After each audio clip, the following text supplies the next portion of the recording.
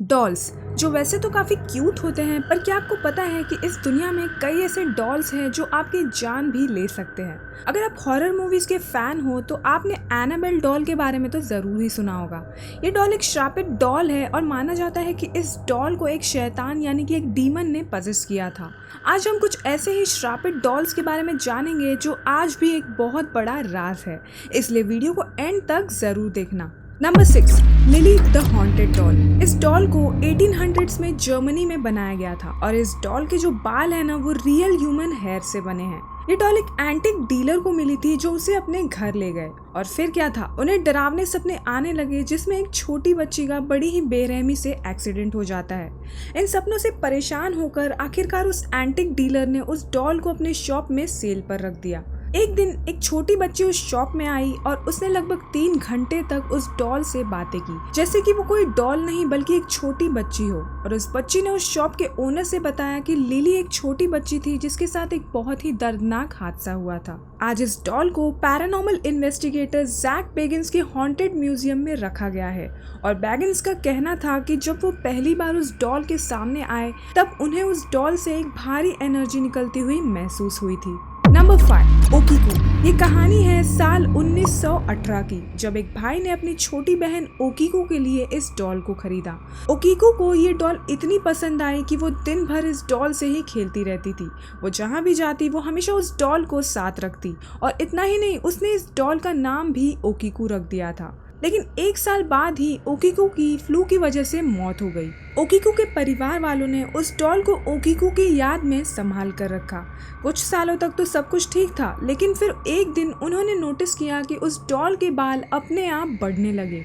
उस डॉल के बाल पहले तो बहुत ही छोटे थे, लेकिन कुछ समय के बाद उसके बाल बढ़ते बढ़ते घुटनों तक पहुंच गए। लोग इस घटना से काफ़ी हैरान हो गए और साइंटिस्ट ने जब उस डॉल के बालों को स्टडी किया तब उन्हें पता चला कि उस डॉल के बाल इंसानी हैं, यानी कि वो रियल ह्यूमन हेयर्स है। इस परिवार का मानना था कि ओकीको की आत्मा इस डॉल के अंदर आ गई है।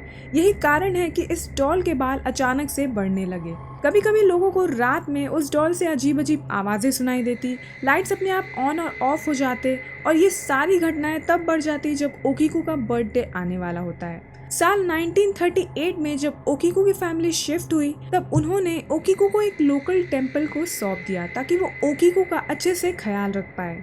आज भी हर साल ओकीको के बालों को ट्रिम किया जाता है। Number 4, Robert the doll. ये डॉल रॉबर्ट नाम के लड़के का था जिसे उसके दादाजी ने उसे गिफ्ट किया था। रॉबर्ट को वो डॉल इतना पसंद था कि वो हमेशा उसके साथ खेलता रहता था और वो अक्सर अपनी सारी शरारतों का इल्ज़ाम उस डॉल पर लगा देता था।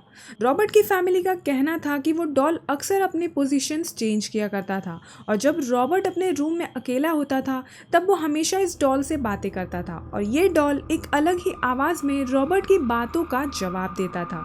रॉबर्ट की डेथ के बाद इस डॉल को म्यूजियम में दे दिया गया और माना जाता है कि जो भी इस डॉल से परमिशन लिए बगैर इसकी फ़ोटो क्लिक करता है उसके साथ बहुत ही बुरा होता है। वाकई में इस डॉल के वजह से कई सारे कार एक्सीडेंट्स हुए हैं, कई लोग जख्मी हुए हैं और कई लोगों को भारी नुकसान भी झेलना पड़ा है। नंबर 3, मैंडी को 1910 में बनाया गया था। इस डॉल की जो ओनर थी उसे रात में इस डॉल से किसी बच्चे के रोने की आवाज़ें सुनाई देती थी। तंग आकर मैंडी की ओनर ने मैंडी को एक म्यूजियम में डोनेट कर दिया और माना जाता है कि मैंडी की हरकतें म्यूजियम में भी नहीं रुके। मैंडी को जिस भी रूम में रखा जाता था अगली सुबह वो कमरा तहस महस हो जाता था और मैंडी के साथ अगर किसी डॉल को रखा जाता था तो वो उस डॉल को भी नुकसान पहुँचाती थी। वहाँ के लोगों का कहना है कि जब भी वो मैंडी के आसपास होते तब वो सैडनेस और अनईजीनेस की फीलिंग महसूस करते। कोई नहीं जानता कि आखिर मैंडी एक भूतिया डॉल कैसे बनी। एक कहानी के मुताबिक एक छोटी बच्ची बेसमेंट में अपनी डॉल के साथ बंद हो गई थी और वहीं पर उसकी मौत हो गई और उसकी आत्मा इस डॉल के अंदर चली गई। कुछ सालों बाद ये डॉल उस बेसमेंट में पाया गया और एक बच्चे के रोने की आवाज़ें उस बेसमेंट में गूंजने लगी। लोगों का कहना है कि उस डॉल की आंखों से खून के आंसू भी आते थे। वैसे ये कहानी सच है या झूठ इसका कोई भी सबूत नहीं है, पर आज भी लोग मैंडी को देखने के लिए क्वेंजल म्यूजियम में जाते हैं। Number 2, Ruby. इस डॉल को सदर्न ओंटारियो में 1900s के समय में बनाया गया था और ये डॉल सालों तक एटिक्स और बेसमेंट में ही रही है। माना जाता है कि इस डॉल में एक लड़की की आत्मा है जिसकी किसी कारणवश मौत हो गई थी, पर जब उस लड़की की मौत हुई तब उसके हाथ में ये डॉल थी। इस डॉल का नाम रूबी है और ये डॉल अपने आप ही मूव करती है। पर इस डॉल की सबसे इंटरेस्टिंग बात यह है कि जो भी इस डॉल के आसपास होता है वो बहुत ही सैडनेस फील करने लग जाता है और उसे घबराहट भी होने लगती है। इसके बारे में सबसे अच्छी बात यह है कि इस डॉल ने अब तक किसी को भी कोई नुकसान नहीं पहुंचाया है। Number 1, Annabelle. एनाबेल डॉल की कहानी तो हमने कॉन्जूरिंग और एनाबेल की मूवीज में तो देख रखा है, पर जो भी हमें एनाबेल की मूवीज में स्टोरी दिखाई गई है वो सब फिक्शनल है। तो इसलिए आइए जानते हैं एनाबेल की सच्ची कहानी। तो ये कहानी है 1970s की, जब एक माँ अपनी बेटी डोना के लिए एक डॉल खरीदती है। डोना की माँ को ये नहीं पता था कि ये डॉल जो वो खरीद रही है वो बहुत ही खतरनाक है और वो अपनी बेटी को अनजाने में खतरे में डाल रही है। डोना एक नर्सिंग स्टूडेंट थी जो अपनी फ्रेंड एंजी के साथ एक अपार्टमेंट में रहा करती थी और एंजी का फियांसे लो उन्हें अक्सर विजिट किया करता था। जैसे ही डोना को वो डॉल मिला, कई स्ट्रेंज चीज़ें उनके साथ होने लगी। जैसे कि जब डोना एनाबेल को काउच पर छोड़कर जाती तो वापस आने पर वो उस डॉल को बेडरूम में पाती और कई बार एनाबेल डॉल दूसरे पोजीशंस में पाई जाती और घर आने पर एंजी और डोना को अक्सर छोटे छोटे नोट्स मिलते जिस पर हेल्प मी लिखा हुआ होता।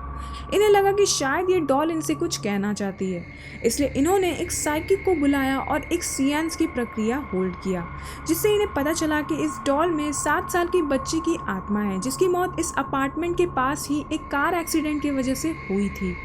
ये सुनने के बाद डोना और एंजी को एनाबेल के लिए अफसोस हुआ, जिसके बाद वो एनाबेल को डॉल ना समझकर एक इंसान की तरह ट्रीट करने लगे।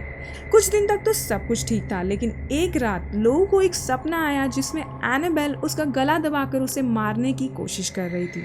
इसके कुछ दिन बाद ही उस डॉल में मौजूद शैतानी ताकत ने सच में लोगों पर हमला किया, जिससे लोगों के शरीर पर 7 क्लॉ मार्क्स आ गए, मानो किसी जानवर ने लोगों पर हमला किया हो। इस घटना के बाद डोना और एंजी ने वहां के प्रीस्ट को कांटेक्ट किया और ये केस जाने माने डिमोनोलॉजिस्ट एड और लोरेन वॉरेन के पास गया। एड और लोरेन डोना, एंजी और लोगों को बताते हैं कि इस डॉल में एक 7 साल की बच्ची की आत्मा नहीं है, बल्कि एक शैतानी ताकत है जो उन्हें नुकसान पहुंचाना चाहती है।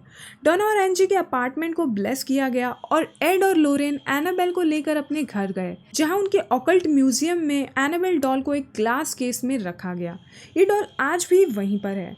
जो कोई भी इस डॉल को चैलेंज करता है वो उसे जिंदा नहीं छोड़ती। एक बार एक आदमी एनाबेल डॉल को देखने वॉरेन्स के ऑकल्ट म्यूजियम आया और वो एनाबेल के ग्लास केस पर टैप करके एनाबेल को चैलेंज करने लगा। एड उस आदमी को म्यूजियम से तो बाहर निकाल देते हैं, पर लगभग 3 घंटे बाद ही उस आदमी के बाइक का एक्सीडेंट हो गया, जिसकी वजह से वो आदमी मारा गया। उसकी गर्लफ्रेंड तो बच गई, पर वो 1 साल तक हॉस्पिटल में थी। वैसे ये आज भी एक राज है कि आखिर इस डॉल में ये शैतान आया कैसे, पर ये सच है कि ये डॉल बहुत ही खतरनाक है। तो गाइस, आपको इनमें से कौन सा डॉल खतरनाक लगा मुझे नीचे कमेंट करके ज़रूर बताना। वीडियो को लाइक और शेयर कर देना और चैनल को सब्सक्राइब करना मत भूलना।